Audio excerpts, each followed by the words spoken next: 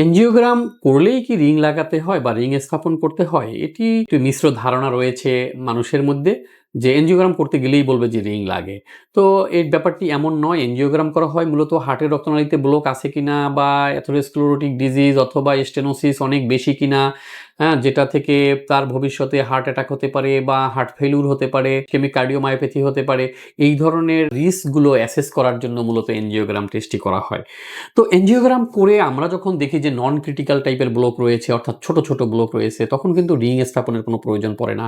তারপরে যদি দেখা যায় যে না কোনো ক্রিটিক্যাল টাইপের ব্লক রয়েছে যেখান থেকে ভবিষ্যতে তার হার্ট অ্যাটাক হতে পারে অথবা রক্ত চলাচল ব্যাহত হয়ে গিয়ে তার হার্ট ফেইলিউর বা কার্ডিওমায়োপ্যাথি হতে পারে, হার্ট মাসল নষ্ট হয়ে যেতে পারে, তখন কিন্তু সেখানে রিং স্থাপনের পরামর্শ দেওয়া হয়।